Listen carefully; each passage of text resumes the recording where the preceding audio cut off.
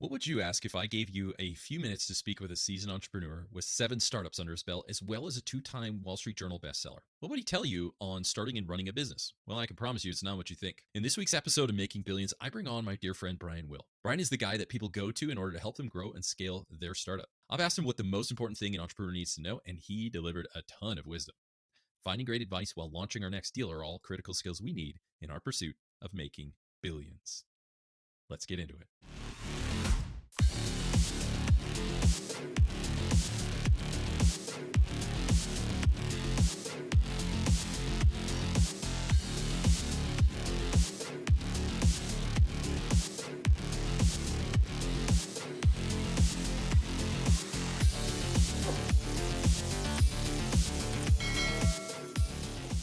Hey, welcome to another episode of Making Billions. I'm your host, Ryan Miller, and today I have my dear friend, Brian Will. Brian has launched 7 companies with massive exits. He's trained thousands of salespeople to generate billions of dollars in revenue. He is a 2-time Wall Street Journal author and runs a startup mastermind program for startups with at least 10 million in revenue to achieve unicorn status. So what this means is Brian is the guy you want to join forces with if you're looking to take your company to the big leagues. So Brian, welcome to the show, man. Ryan Miller, thanks for having me, man. It's funny when my publicist called me and told me I was going to be on Making Billions, I was like, you are freaking kidding me. I follow this guy. I love this guy. I can't wait to do that show. Yeah, it's awesome. And we certainly love you too. Thank you for the love on the show. We've got people in over 100 countries listening around the world, and I cannot wait to get into this. Brian Will has a ton of wisdom and information, guys. So you want to chime in there until the end where he's going to give some of his top, most helpful tips from all of his experience on launching these things and giving books and masterminds and all that stuff. Tons of people from around the world pay a lot of money to spend just an hour with this guy. And fortunate for us, there's a lot that we're going to cover, and he's going to unpack a lot of his most valuable stuff. But before we get into that, Brian, where did it start for you?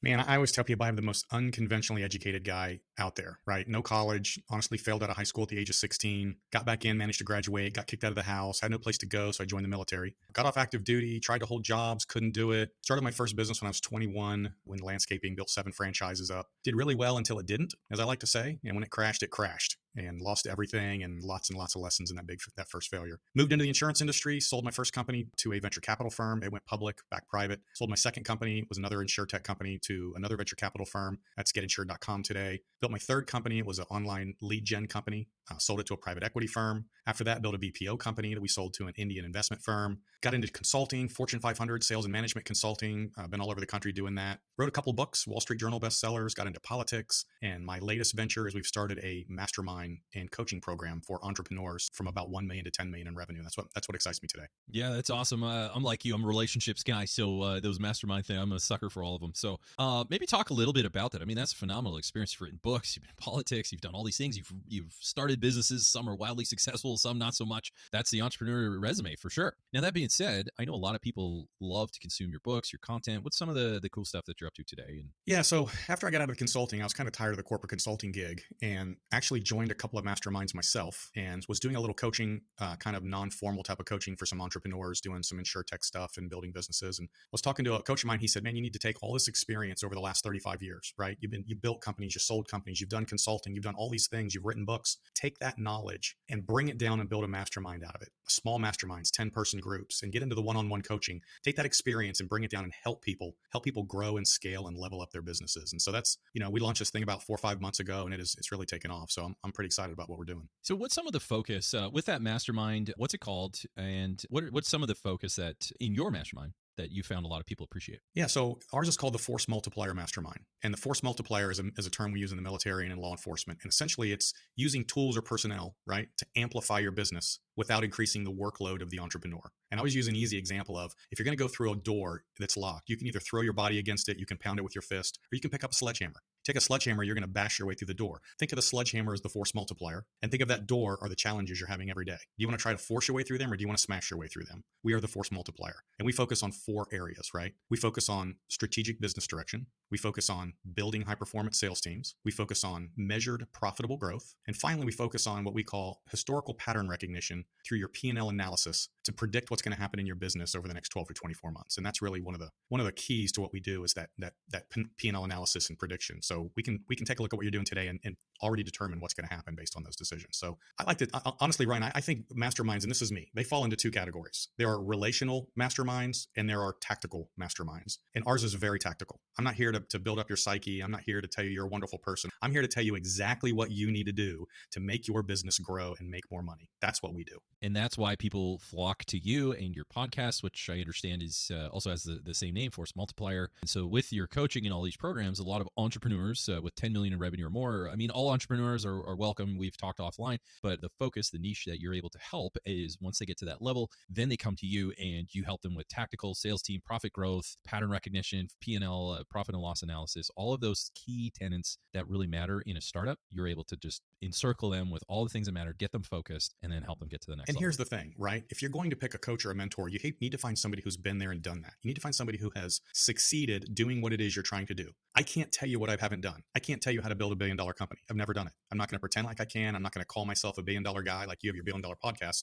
I can tell you how to take your company from 1 to 10 million, maybe 10 to 20. Our biggest company went to 60. But I can take that niche of people and tell them how to get to that next level. And then maybe they outgrow me and they have to go find somebody bigger. But at least I can get them to that level. So I will always only tell you what I can do, not what I have never done. That's right. And so the focus is not necessarily going to $1 billion, but building the foundation that is required to go to that. And some will, some won't. I mean, that startup has nothing to do with us, but you understand as well as I do, and many of your clients, that right foundation. Without it, I mean, you can try and wish and hope and dream to go to $1 billion. The way I see it is if you're trying to build $1 billion company, it's like building the tallest skyscraper in the world. If you're going to go really, really high in the sky before you can ever achieve those heights, you have to go to deeper depth. You have to go deeper and wider on the foundation before you can ever build something that high above the ground. And so what you do is you help them to go deeper and wider so that they can go higher. And so think about construction, right? You can be the best home builder in your town building $10 million homes. That doesn't mean you can build the skyscraper you just talked about. But if you want to learn to be the best home builder, you don't go get a skyscraper builder because he doesn't know how to build the homes that are $10 million homes, right? Different people, different strengths, different personalities, different skill sets. So I focus on what I know and what I've done. Yeah, and you've done very well and built a very impressive business for yourself. So I appreciate that. Yeah, I'll brag for you, buddy. So, that being said, I'm just wondering,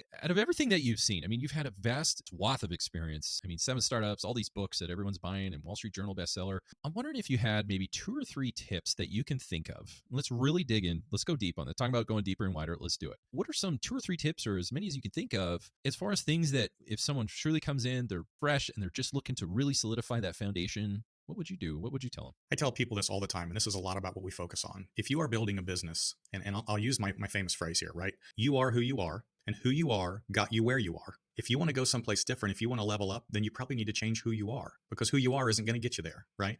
So if we take that as a base premise, then we better think about what our skill sets are, what our limitations are. Go get a coach that can help and teach you, learn the things you need to learn, right? So if we start with that premise, what are some of the things that most people in this $1 to $10 million area need to focus on the most? And my number one thing is the soft skills, not the hard skills, right? You can be a great developer, but that doesn't mean you know how to run a company. You can be a great plumber or electrician, but that doesn't mean you know how to run a company. You can be really, really great at whatever technical skill you've got, but that does not make you a CEO. You can be a visionary entrepreneur. That does not make you a CEO. So we focus a lot on these soft skills. And the biggest soft skill that we have to focus on when we're working with these folks right out of the gate are ego problems for the most part. Most of these entrepreneurs they're drivers. They're like, if we're building businesses, we're drivers, we're red, we go forward, we smash through. But the problem is that also brings with it a level of ego that sometimes gets in the way of these folks being able to level up their business, grow, and build what they want to build, right? A lot of these entrepreneurs think they have to be the smartest person in the room. If you're the smartest person in the room, you're in the wrong room, right? They think they have to have all the answers. If you have all the answers, you are, again, never going to grow because you clearly don't have all the answers. Even if you think you do, you don't have them. You need to find somebody that has better answers.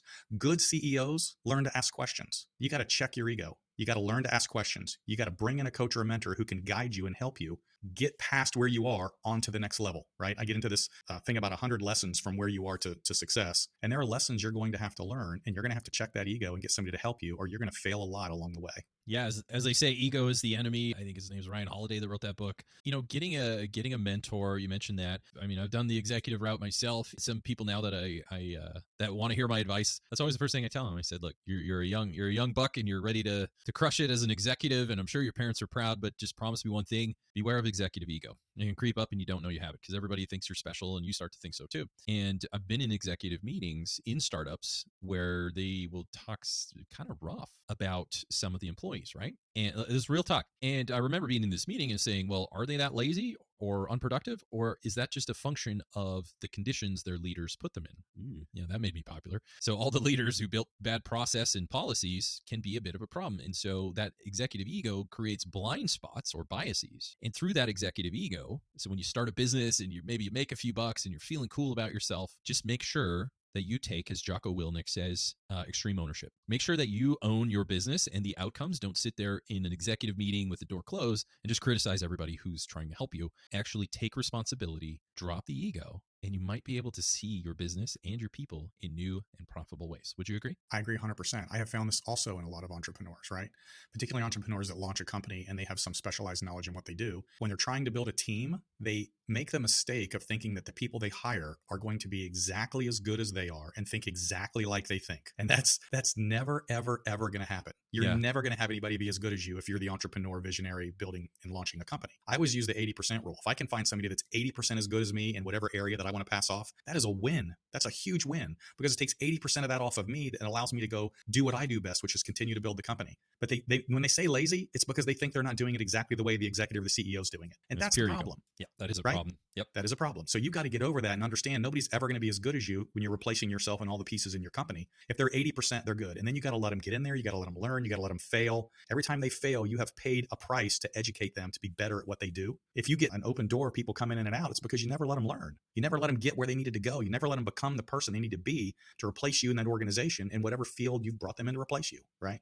That's a big mistake I see entrepreneurs make all the time. That's right. As you can see, Brian really knows his stuff, and we've only just gone on tip number 1. What else have you, if someone came to you and they said, hey, I just hit my 10 million mark, I feel like I'm ready to qualify for your counsel to get me to the next level, what's something else that you would share with them? So one of my favorite stories, if you've ever read Jack Welch's book, right? Jack Welch, one of the most biggest CEOs, most profitable, most successful CEOs. Yeah. If you read his book or read autobiographies about Jack Welch was famous for asking questions. That's what he did. He would wander, we call it management by wandering, right? He'd wander around his organization and he would ask people questions. There were stories of his friends and they would say, we would invite Jack to a party and everybody couldn't wait till Jack Welch got there and they all wanted him to speak and Jack would never speak. He would just ask questions and he gathered information and he put all the stuff that he learned, just walk around his organizations or whatever, asking questions. I said this before, too many executive entrepreneurs think they need to have all the answers and they need to stop and start asking more questions. And that is a huge one. But asking questions is big. Yeah. And, asking questions and finding that out, that really reminds me of a lot of cognitive biases. Now, any of these shortcuts, these heuristics that we have, it's just our brain's way of accelerating and synthesizing information quickly, but also in a predictable way. But often those little shortcuts, analysis or judgments in our mind can also create blind spots from new scenarios, which starting a business probably throws you into a lot of new scenarios and uncomfortable stuff. But in order to do that, a lot of these decisions that we make, they come from our filters. Would you agree? Yeah. And those filters just come from a lot of information that we consume. What have you seen to help people in this area to help avoid blind spot bias? If you think about this personal filter is what I call in my book, and you touched on it there. Every bit of information that's ever gone into your head creates a filter, and that filter accepts and rejects information in real time, behind the scenes, without you even thinking about it, right? And I always say, the example I always use is, Ryan, have you ever met anybody and it seems like everything they touch turns to gold? Yeah, of course. Yeah. Have you ever met anybody and you've seen like everything they touch just falls apart and they can't win to save their life? Also seen that. They're both people. The difference between the two of them is nothing more than their personal filter inside their head, accepting and rejecting information in a different manner. And they accept and reject information based on everything that's ever gone into their head beforehand, right? Every book they've ever read, every person they ever associated with, every boss, every teacher, their parents, their childhood, everything in your life has created this filter that accepts and rejects information. And if you've had success, your filter becomes a success filter and it starts to accept information and use it successfully. If you've never been successful, then you don't know how to process information to turn it into a successful outcome. And if you are a failure all your life, then you're going to do nothing but continue to fail because that's all your filter knows how to do, right? So we tell people, if you're launching a business or if your business isn't growing the way you want it to, it's because your personal filter is rejecting or accepting information that is keeping you where you're at or not allowing you to grow. You need to make an active decision that you don't know what you're doing. You may need to make an active decision that you're going to find somebody to help you, this coach or mentor, or in my case, I read hundreds of books before I found my first coach and mentor, right? And you need to actively make yourself take that information in and not reject it. Like, I remember the first time I read Think and Grow Rich, and this was 30 years ago, and there's a section on mastermind. I can go show you my book right now. I X'd out the entire chapter. I said, this is the dumbest thing I've ever heard. That is a true story. It's literally, I took a pen and marked it all. I said, I don't believe this crap. My brain wasn't ready. Today I belong to 2 masterminds and I run one, right? The filter has changed over time. So if you're not where you are, if you're not where you want to be, you need to understand it's your filter that's the issue. And you need to change that filter or make active decisions that you're going to change it by allowing a coach or a mentor to come in. And by the way, you better vet that coach and mentor. Do not bring in somebody that doesn't know what they're talking about, that's never been successful. Don't let people put information in your brain unless they are proven doing what it is you want to do. And then you need to listen to them and let them help you make decisions. And that your filter will change over time. I'll give you an example. People ask me, well, do you have problems with your filter these days? And I said, I'll give you a perfect example. I wrote my last book. I designed the cover of my book. All the success I've had, right? Huge success. I wrote the cover of the book and I sent it to the publicist and she goes, this cover sucks. We're not using it. I said, no, it doesn't. I designed that cover. That is a good cover. And she said, no, Brian, this cover sucks. We're not using this cover. And I argued with her. And then I thought to myself, wait a minute. She's done hundreds of these. I've done zero, right? My ego, my filter, my ego was stopping me from listening to somebody. No, she wasn't super successful, hadn't made millions and millions and millions of dollars, but this is what she's good at. And then I went, you're right. I'm sorry. And she redesigned the cover and the book's a Wall Street Journal bestseller. I mean, that sometimes you have to stop yourself and go, wait. I need to listen to somebody else. You know, Steve Jobs famously said, we don't hire smart people and tell them what to do. We hire smart people so they can tell us what to do. Yes. And exactly. so, you know, that was a very base, as we call it. We don't say humble anymore. We say base. So that was a very based comment from the late, great Steve Jobs. That reminds me. And so early in my career, I've actually never talked about this live on air, but to people that I coach, I do talk about this often, is in the early days when I started to learn success. And I always say two things. Number one, success is an inside job, meaning it's a function of your mental conditioning, right? And your emotional habits, your intellectual habits, whatever these habits are, success is an inside job. So great. Wow. Sure. It's poetic and it makes sense, but how do I actually pull that off? So maybe I'll inject a tip into yours if you'll allow me. So with that, with these filters and everything, it really, a lot of it comes down to conditioning, right? These automatic think quick, right? There's, I think, think fast, think slow is another book. And a lot of these things that we put in place. And so one of the things that I did, and this is super fun. You can have a lot of fun with this wherever you are in the world. Please do this. In the early days when I was trying to prime my psychology for success, I was like, I'm going to do this through celebration. And I adopted the saying. And when I was an executive and all the coaches and all the stage stuff that I do, one of the big ones I say is, when we celebrate, we accelerate. And so through celebration, we begin to condition our mind to what you were talking about, to build that filter of success, right? So we say, yeah, you want to have a filter of success. Well, yeah, okay, that's good to know. But how? How do I build a filter of success? Well, one of the ways is, hey, I got out of bed at, I set my alarm at 5 o'clock and my feet hit the floor at 5 o'clock. I didn't wait till 5:15 or 5:03. Celebrate. That's a success. And maybe you celebrate it by listening to your favorite music, right? A celebration doesn't have to be throwing a big party and spending millions of dollars. Maybe it does. There's nothing wrong with that if that's you. But some of it is a nice meal with someone you care about, or calling an old friend could be a form of celebration. You're anchoring yourself to getting more of what you love by doing the things you know are necessary. And when you celebrate, your brain's like, we need to do more of that. The stuff that made us successful, I like these celebrations. I'm getting dopamine, I'm getting all these wonderful brain chemicals. And you start to build a filter. You start to build this heuristic in your mind. And pretty soon you go on autopilot, just like you mentioned. I want to take that one step further, Ryan, because I do a whole thing on this, and it's called setting goals. My last podcast was called Setting Goals, right? And too many people screw up their goal setting, and they turn themselves into failures by improper goal setting, right? And by that, we've probably all heard you need to set great, big, hairy, audacious goals, right? We've also heard your goals need to be so big you have no idea how to accomplish them. I've heard you have to set goals that scare you. First of all, why would I want my goals to scare me? Yeah. And why would I have goals that I don't know how to achieve? That just means I've now set myself up for something I'm never going to do, which makes me a failure every day for the rest of my life. So I have squashed that down a little bit and said, success is a progression. It's a progression of ideas, thoughts, and executions, right? And I use the example, if I want to build a $100 million company, I don't start out building a $100 million company. I start out building a $1 million company, and with the goal. So if it's 100, it's $1 million in 6 months, it's 5 million in a year, it's 10 million in 2 years, it's 20 million in 3 years. And I set a progression of goals to get me to the end. And when I built the end, then I reverse engineer it. Look at what the company is going to look like when I get to that $100 million mark. How many employees, how many sales, how many, whatever that company looks like. And then I back my way all the way back down to where I am today and set a progression of goals in order to get there. And every time I hit those progressions, I do exactly what you just said. I celebrate, right? So I know that if my goal is 100, but I have a goal of 1, I have a goal of 5, I have a goal of 10, I have a goal of 20, I get to win every single time I hit those progressive goals. And then when I get to the end, it wasn't such a big deal to do, right? That's progression. That makes you a winner every time you hit a goal, as opposed to a loser every single damn day. I love that. I see behind you, it says execute, failure, and success. Is there any meaning to that? And maybe you can kind of unpack what that means to you. Yeah, that's a mantra of mine. So here's another one that I hate. You have to fail to succeed. You ever heard that?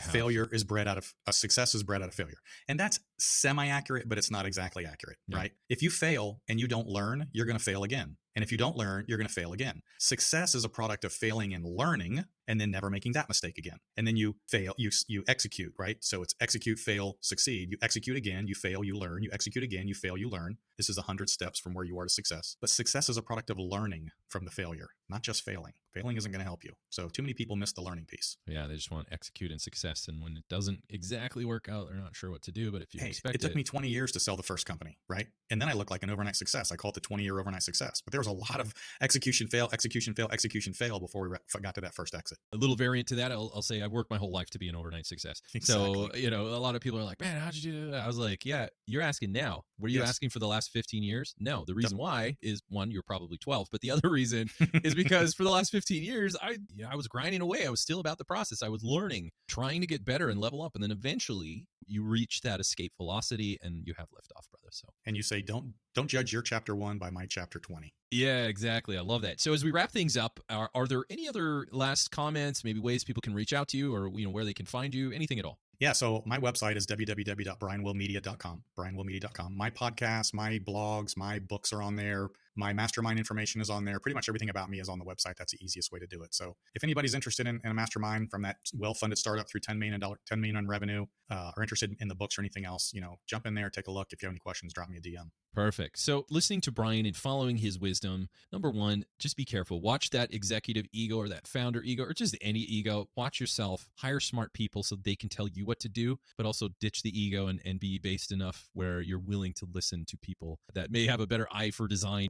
The other one is learn to ask better questions. You could be like Jack Welch and really ask those people that work for you or people around you or people like Brian who have just done it before. They're not in your company, but they've certainly been in your shoes before. Learn to ask really, really good questions. I used to do this in the early days when I would pick people's brains and be that annoying little college graduate. I would pre-plan questions for the meeting. I was very, very prepared. Please do that, or whatever it is. Just make sure that you are able to ask good questions and get those high quality answers. And finally, don't just execute and fail, execute and learn. That is the point. You do these things and you too will be well on your way in your pursuit of making billions.